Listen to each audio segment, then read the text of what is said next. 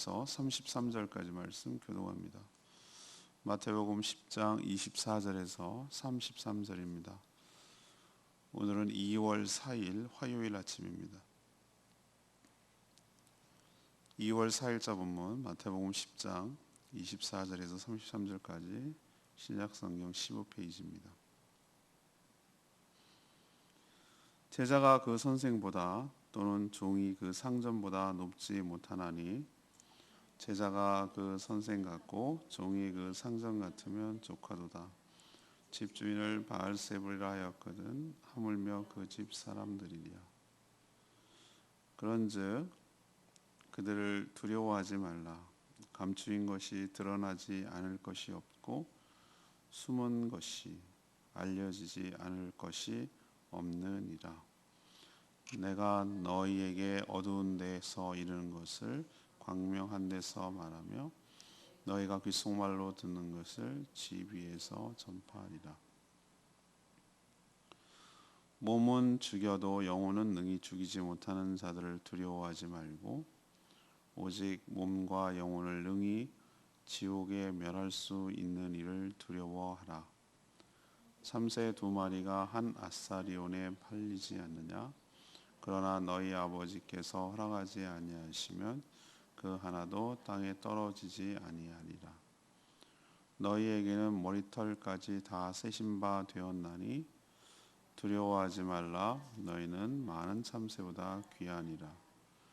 누구든지 사람 앞에서 나를 시인하면 나도 하늘에 계신 내 아버지 앞에서 그를 시인할 것이요 누구든지 사람 앞에서 나를 부인하면 나도 하늘에 계신 내 아버지 앞에서 그를 부인하리라. 아멘. 어제랑 연관을 지어서 오늘 말씀을 이해해야 되는데 예수님은 제자들에게 자신처럼 제자들도 핍박을 받을 것이 예상되지만 모든 것이 다 드러날 것이니 두려워하지 말고 당당하게 복음을 전하라고 했습니다. 하지만 하나님은 참새 한 마리도 귀하게 여기시고 머리털도 세실 정도니 두려워하지 말라고 하셨습니다. 오히려 육체만 아니라 영혼까지도 멸하시는 하나님을 더 두려워하고 모든 사람들 앞에서 주님을 부인하지 말고 시인하라고 하신 내용이 오늘 내용입니다. 계속 지금 전도 실습에 관한 이야기를 계속 하고 있는데 오늘 질문은 전도할 때 또 좀 더 확대시키면 우리가 주의 일을 할 때 주님의 나라를 위해서 일을 사역을 할 때 명심하고 기억해야 될 것은 무엇인지 그게 오늘의 질문입니다. 전도할 때 기억해야 할 것은 무엇입니까? 먼저 첫 번째로 24절에서 27절까지 말씀을 근거로 고난 중에도 당당하게 전파하라는 것이죠. 예수님의 그 치유 사역 현장에서 그것을 목격했던 바리새인들과 서기관들은 그렇게 할 수 있었던 근거가 예수님이 귀신의 힘, 귀신의 왕이 바알세불이라고 부르는 거거든요. 귀신의 왕의 힘을 빌려서 저런 능력을 보이는 것이다라고 폄하하고 비난을 했습니다. 선생님이자 상전인 예수님이 이런 모욕과 고난을 받을 정도라면 제자이자 종인 제자들, 이 지금 전도 실습을 나가는 제자들은 말할 것도 없이 큰 고난이 예상되니 각오를 해야 된다라는 뜻에서 24절, 25절 그렇게 말씀하신 거예요. 24절, 25절이 무슨 뜻인지 이해하셨습니까? 제자가 그 선생보다 또 종이 그 상전보다 높지 못하다. 이 얘기는 예수님과 제자들의 관계를 빗대서 하는 얘기예요. 제자가 그 선생 같고 종이 그 상전 같으면 이 정도만 고난을 주어도 이 정도만 모욕과 핍박을 줘도 이거는 괜찮은 거라 이거예요. 그렇지만 집주인 예수님을 뜻하는 거예요. 예수님을 바알세불이라고 할 정도니 그걸 힘을 빌려서 지금 하는 거라고 이렇게 깎아내리고 비난하고 평가할 정도니, 하물며 그 집사람, 여기서 집사람들이라는 것은 뭐죠? 집주인은 예수님을 뜻하고 그 집사람들은 제자를 뜻하는 거예요. 예수님도 이런 모욕을 줄 정도니 너희들은 말할 것도 없다라는 뜻이에요. 그러니까 각오를 단단히 해야 된다. 그렇지만 예수님은 오늘 뒤에 얘기하죠. 그런즉 그들을 두려워하지 마라. 이게 무슨 말이에요? 이렇게 고난이 예상되는데 두려워하지 말라. 더 두려워야 되고 각오를 단단히 해야 된다는 뜻 아닌가요? 그 이유는 그 뒤에 나와요. 모든 것이 다 백일하에 뭐 할 것이기 때문에?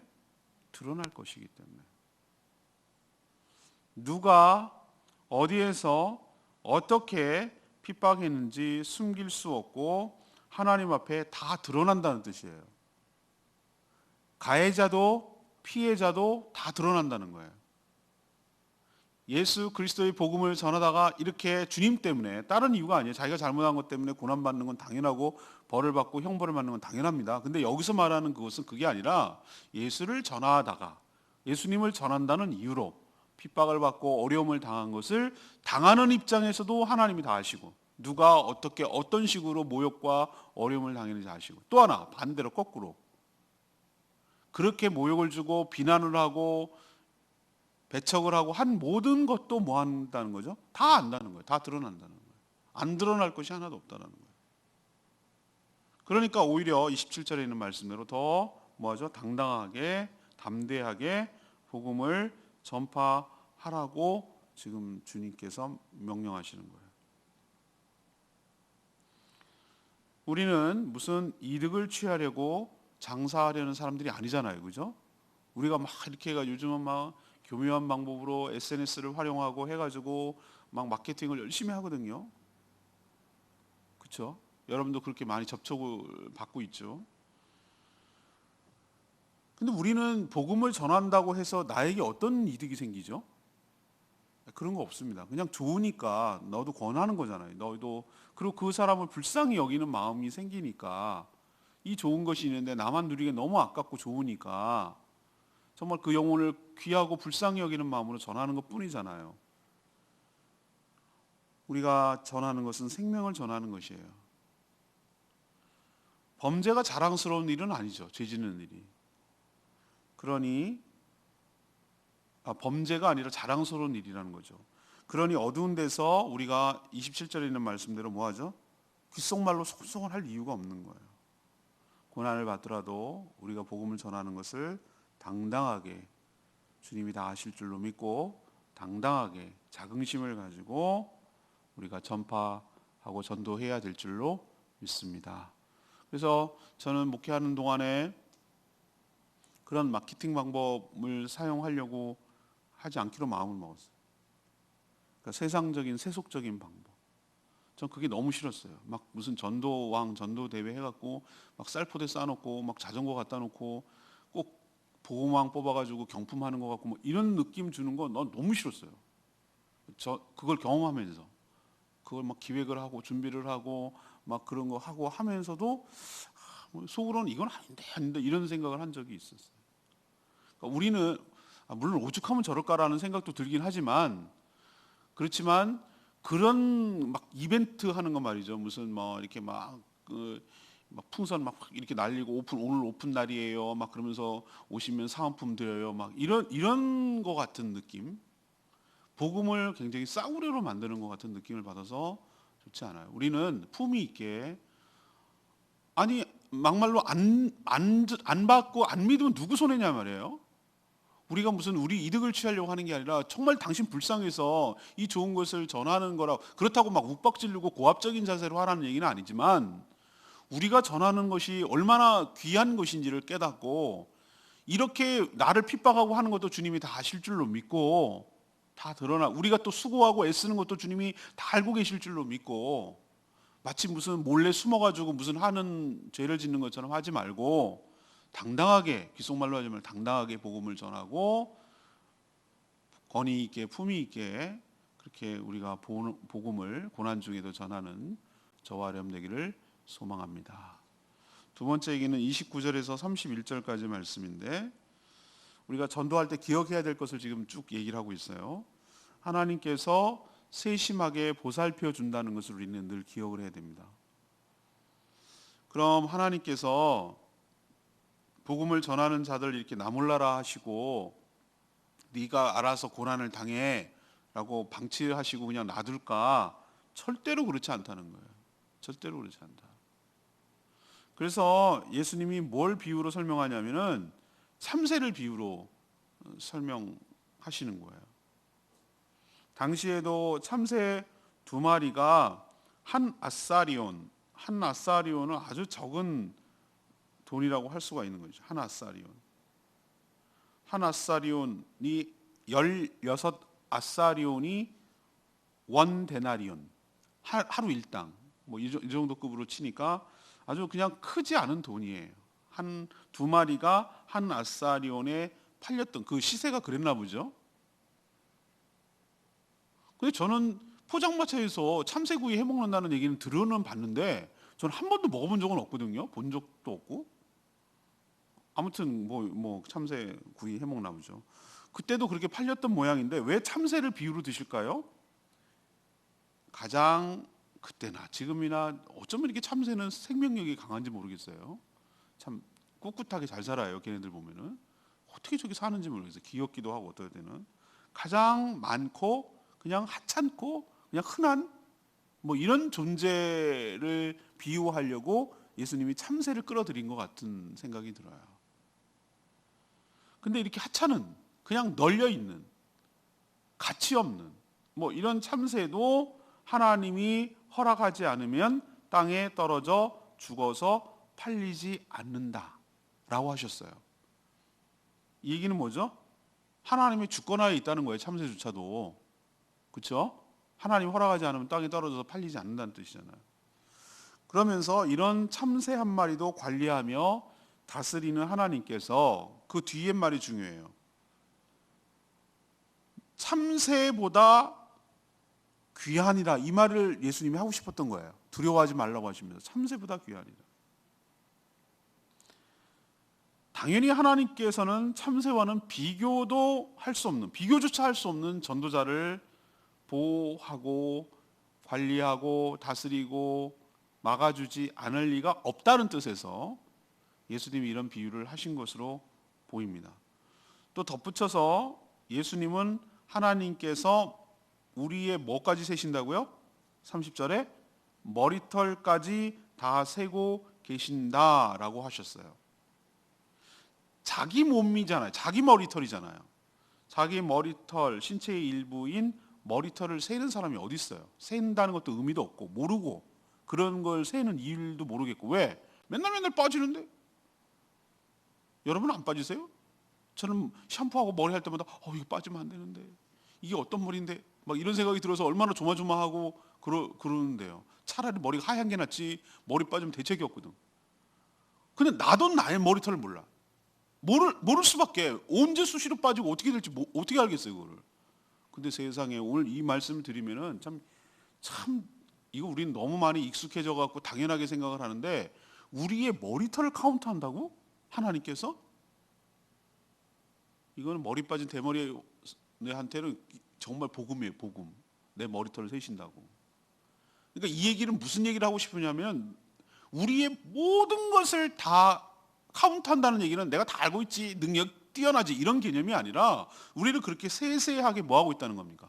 케어하고 보살피고 있다는 것을 상징적으로 말씀하시려고 이런 표현을 쓴 거예요.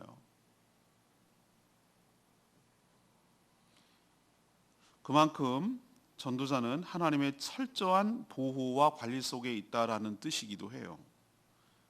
그러니 복음을 전하는 사명을 감당할 때 신뢰하고 주님을 하나님을 신뢰하고 담대하게 나아가는 저와 여러분 되기를 소망합니다. 마지막 세 번째는 하나님의 심판을 의식해야 된다는 거예요. 28절 그리고 32, 33절 말씀이에요.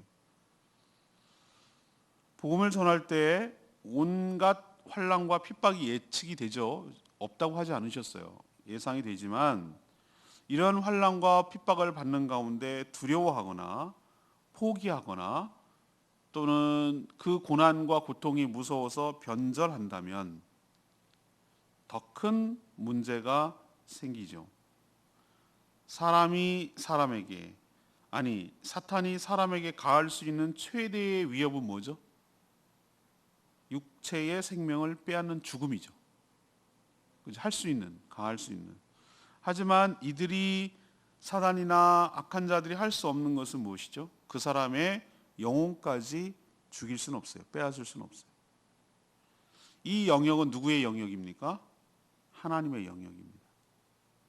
하나님은 육신은 물론 영혼까지도 영원히 지옥에 보낼 수 있는 분이라고 오늘 예수님이 이야기를 하고 있어요. 영원한 지옥, 이건 영원한 죽음이라고 할 수 있는 것이죠. 하지만 예수님은 이미 무엇을 다 염두에 두시냐? 자신의 십자가의 죽음과 부활을 통해서 자신을 믿는 자들까지도 죽음을 이기고 부활하셨기 때문에 예수 안에 있는 자들, 예수를 믿는 자들, 모든 자들을 예수님처럼 장차 부활하게 하시려고 십자가의 고난과 부활을 경험하게 한 줄 압니다. 왜 예수님의 십자가의 죽음과 부활이 사단이 두려운 것인 줄 아세요?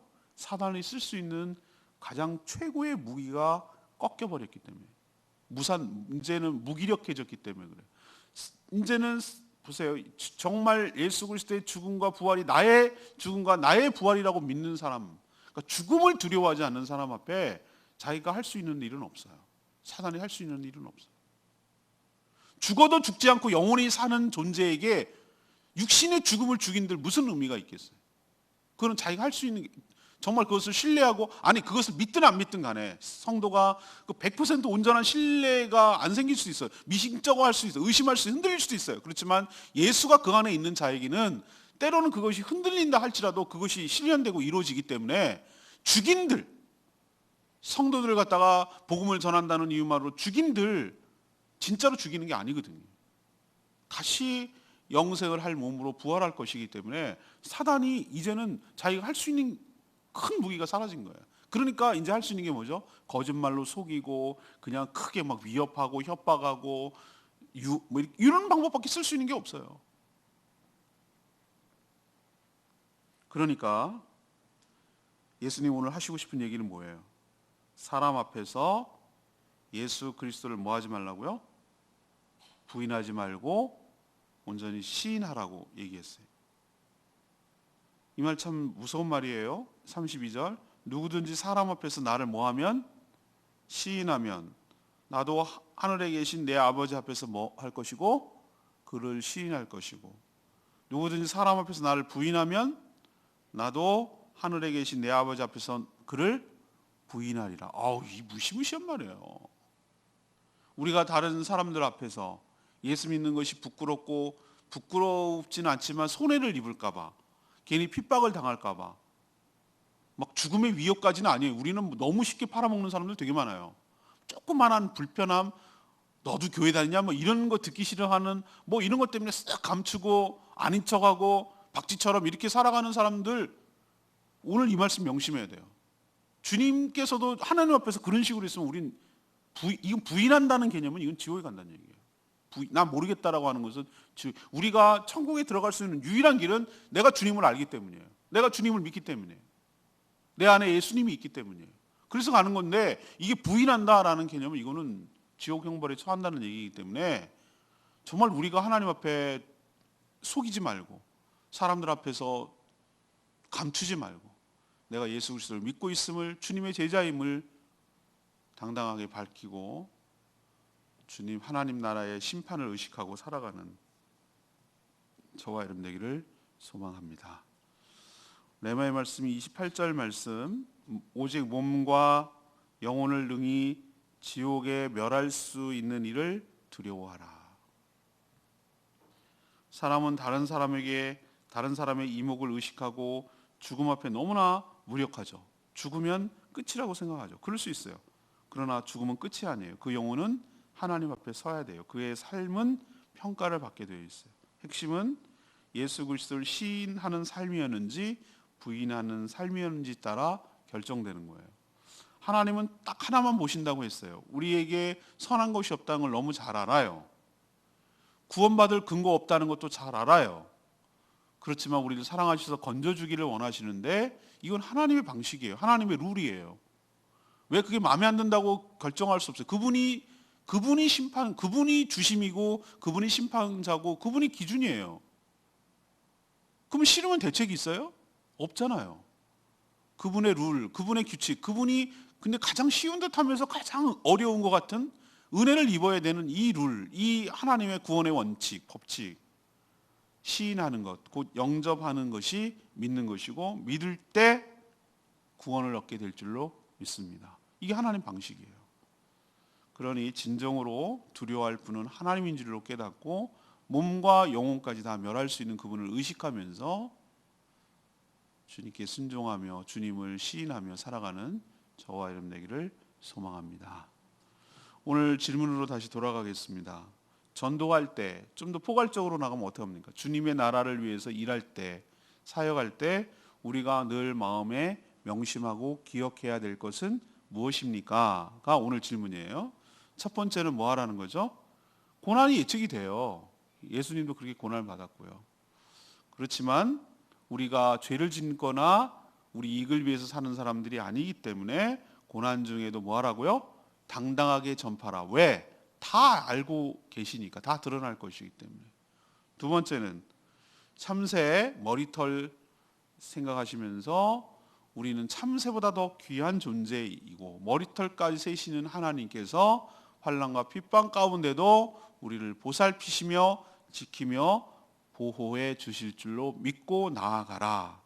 세 번째는 힘들고 어렵다고 변절하거나 힘들고 어렵고 부끄럽고 불이익을 당할까 봐 예수님을 부인하는 일 하지 마라. 주님도 하나님 앞에서 부인할 수 있다. 육신만 육신까지 할 수밖에 없는, 고기가 자기가 할 수 있는 최대치인 악한 자들을 두려워하지 말고 영혼과 몸까지도 영원히 지옥 형벌에 처하게 할 수 있는 진정한 주권자이자 심판자이신 하나님을 더 의식하고 두려워하며 사역을 감당하라. 이것이 바로 우리에게 주시는 지침인 줄로 믿습니다. 오늘 말씀 붙들고 기도하기 전에 찬양집 19장 부르고 기도하겠습니다.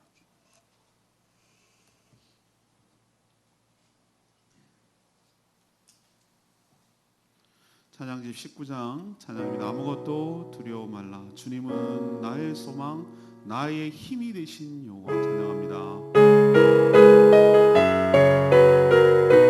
아무것도 두려워 말라.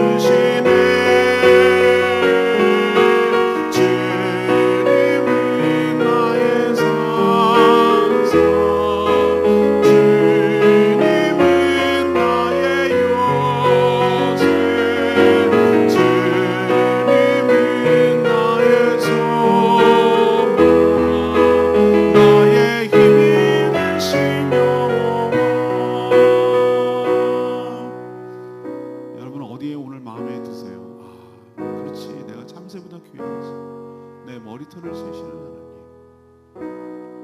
그래, 내가 딴 것 때문에 고난을 받으면 억울하겠지만 주님 때문에 고난을 받고 어려움을 겪는다면 이건 영광이겠구나. 주님이 다 아시겠구나. 주님을 의식하며 살아가야 되겠구나. 이런 마음이 듭니다. 여러분도 주의 일을 하다 보면 어려움이 있겠지요. 있습니다. 충분히 모욕을 당하기도 하고 불이익을 당하기도 합니다. 위협을 당할 수도 있습니다. 그렇지만 두려워하지 마시고 주님께서 함께 하시고 우리를 지켜주실 줄 믿고 참새 한 마리도 땅에 함부로 떨어지지 않는다면 우리 영혼은 더 그럴 줄로 믿습니다. 주님을 신뢰하며 온전히 사역하게 해달라고 주여 외치며 기도합니다. 주여 하나님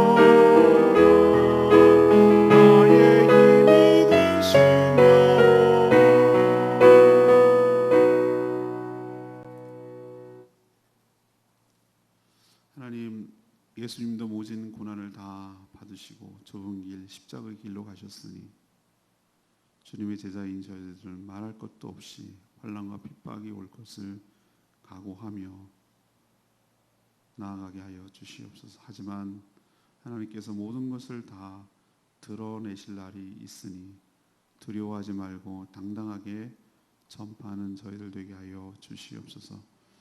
흔한 참새 한 마리도 귀하게 여기시는데 하물며 하나님께서 복음을 전하는 저희들을 보호하며 지켜주며 인도해 가시지 않을 리가 없습니다.